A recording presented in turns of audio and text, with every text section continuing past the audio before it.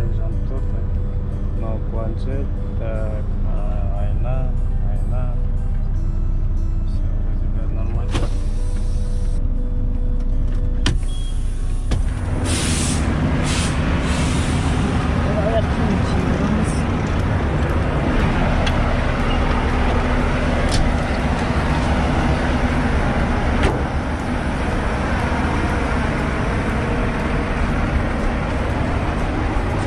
Дөңгелекті тартамыздан жылжытамыз.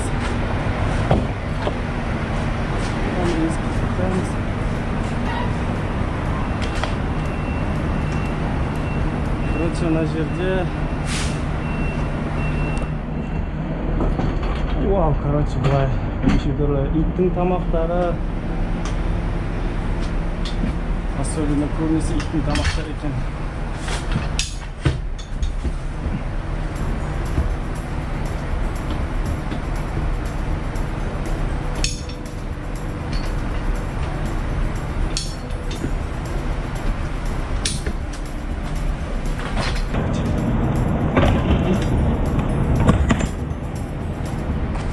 Все.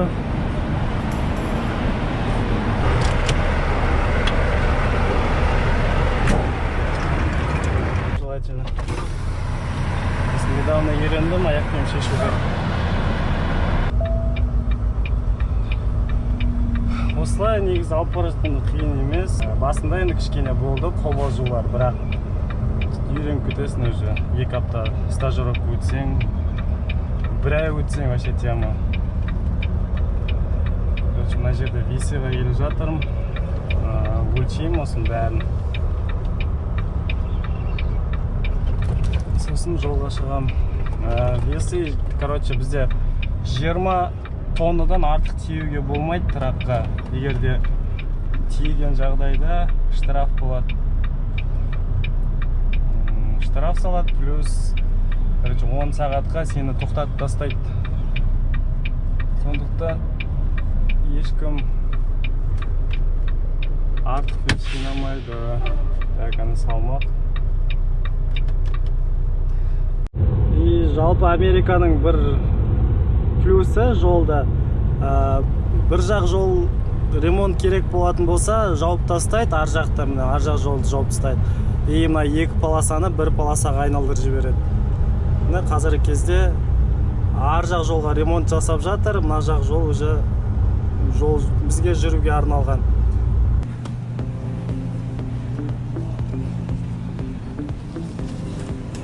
Так, енді керек заттардың бәрін алған сияқтымын, енді жолға қарай шығу керек болды.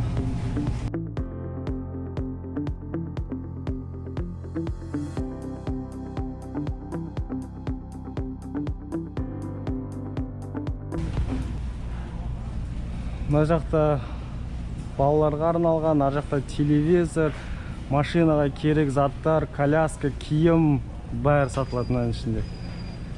Қазір кезде маған жолға тек қана тамақ керек.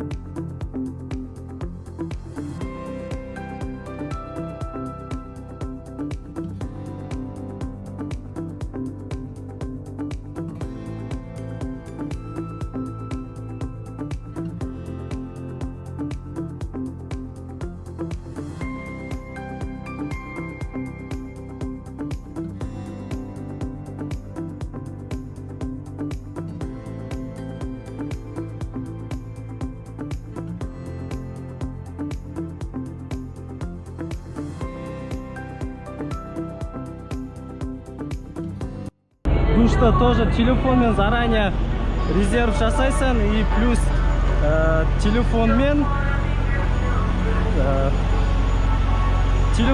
заправить етуге болады, то же самое. Очередь күтпейсің ешқандай.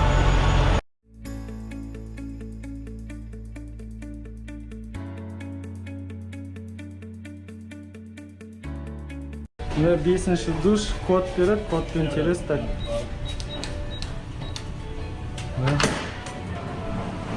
Душ жалпы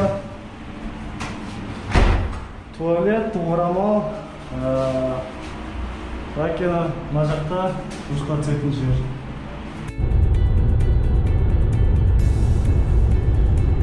Қазір заправка жасауға келдім. Мына жерде код, пароль тересің и сосын бактар толтыра бересің.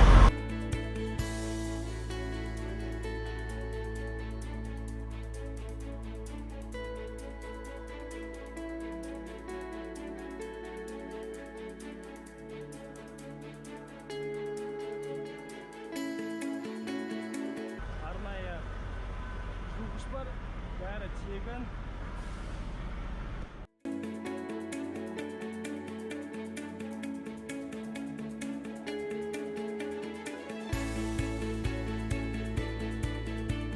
Багом 200-200-ден где-то 400 литр.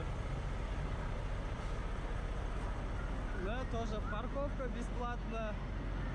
Весы $12 тұрады. Барлық трактор. Штат Колорадо, Денвер қаласы орталығы. Тау жақта да тура жолдар бөпірде, тура екі полоса. Почти 70% жолдың көбі осындай автомагистрал болып есептеледі. Қалған где-то 30% обычный жолдар. Онда екі полоса болады, бір полоса встречный, бір полоса саған арналған. Анау Даллас қаласы.